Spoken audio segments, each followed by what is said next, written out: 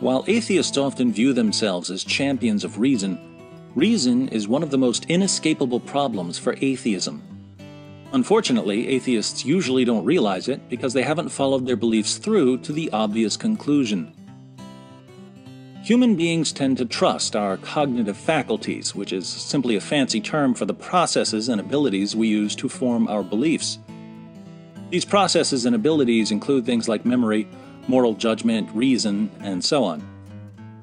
Of course, we understand that our cognitive faculties aren't perfect. We understand, for instance, that our memories are incomplete and sometimes wrong. Nevertheless, we assume that if we carefully think through a problem, we can get to the truth. So, the general reliability of our cognitive faculties is something we take for granted. However, when we adopt a belief that undermines this general reliability, we're no longer justified in believing that our cognitive faculties are generally reliable. If, for example, I come to believe that a mad scientist has put a chip in my brain that controls my memories, I'm no longer justified in trusting my memories. If I become convinced that a psychiatrist has spent years hypnotizing me and manipulating my moral judgments, I'm no longer justified in trusting my moral judgments. Atheism is one of the beliefs that undermine the general reliability of our cognitive faculties.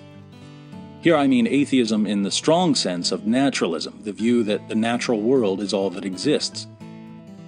In a softer sense, an atheist could simply reject the God of traditional theism while believing in some lesser deity. But most people who call themselves atheists don't mean that they reject one particular God. They mean that they reject all gods and anything supernatural, leaving them with the natural world. It's this strong sense of atheism, naturalism, which undermines the reliability of our cognitive faculties. To understand why, let's consider a few remarks by some of the great minds of the past.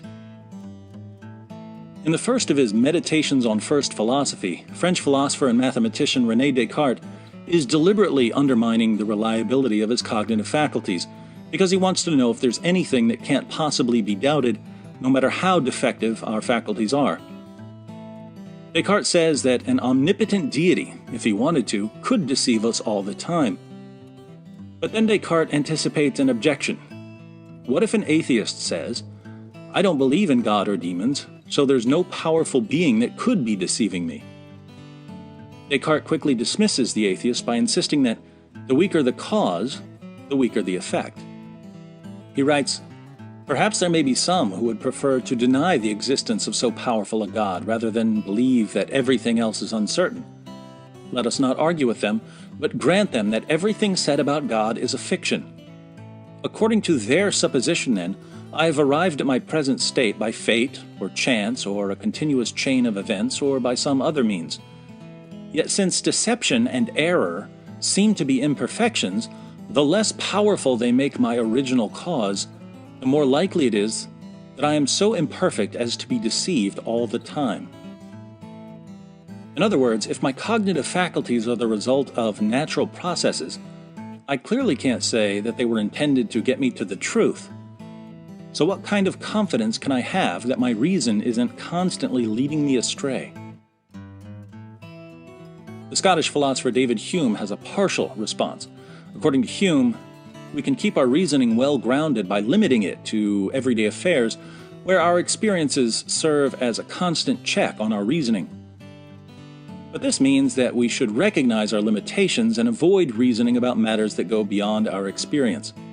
Hume says, "The imagination of man is naturally sublime, delighted with whatever is remote and extraordinary, and running, without control, into the most distant parts of space and time in order to avoid the objects which custom has rendered too familiar to it.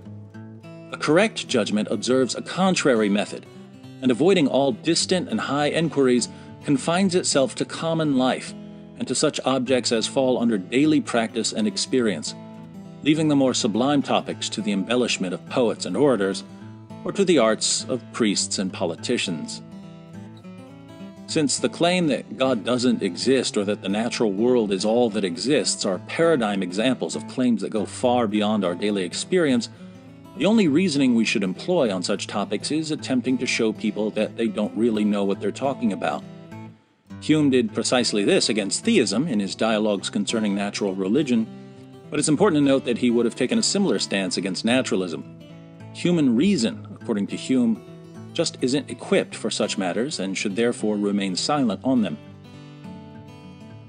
In Part 8 of the dialogues, Hume presents a simple theory of evolution to account for the appearance of design in nature. But he's almost joking when he offers his theory. It's mainly an attempt to show that all sorts of wild theories might explain order and complexity, so we shouldn't pretend to understand how we got here. A more serious argument for evolution would come along the following century.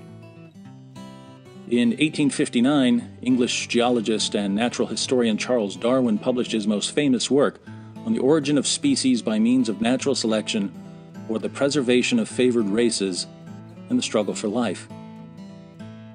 Darwin argued that within a population of organisms, some organisms will have advantages over others and will therefore be better equipped to survive and reproduce. The offspring of the organisms that survive and reproduce will carry on the advantageous traits, and over a period of many millions of years, we can achieve the biological diversity we see around us. Years after he published on the origin of species, Darwin began noticing a problem. If our cognitive faculties are the product of natural selection acting on variations within populations, then our cognitive faculties were selected because they helped our ancestors survive and reproduce. But the kinds of traits that help us survive and reproduce have to do with finding food, finding shelter, and finding a mate. So the abilities we have were selected by the exact same process that gave other animals their abilities.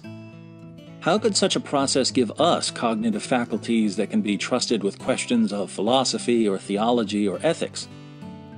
Darwin lamented, "With me the horrid doubt always arises whether the convictions of man's mind, which has been derived from the mind of the lower animals, are of any value or at all trustworthy. Would anyone trust in the convictions of a monkey's mind, if there are any convictions in such a mind?" Our cognitive faculties may be more advanced in certain ways than the cognitive faculties of a monkey, but the mechanisms that produced them are the same in both cases. We wouldn't trust the convictions of a monkey's mind. Why trust our own? Because we're smarter? How much smarter? Enough for us to explain ultimate reality or the origin of the universe or the origin of life? How in the name of common sense can we trust our mutant berry-finding ability to do things that go vastly beyond what it was selected to do? Putting all this together, we can see why belief in naturalism undermines the cognitive faculties required to affirm naturalism. As Darwin eventually noticed, if our faculties were selected to find food and find a mate, we have no basis for trusting our convictions, and this obviously includes the conviction that the natural world is all that exists. So, if we affirm naturalism, we have to reject naturalism. If naturalists choose to dogmatically cling to naturalism, even though it can't possibly be defended, then taking the advice of Hume, they would do well to limit their reasoning to tasks immediately related to everyday life. And following Descartes, if naturalists aren't happy being so confined by their weak cause, perhaps it's time to believe in a more powerful cause. For more on the argument from reason, click on this epic video.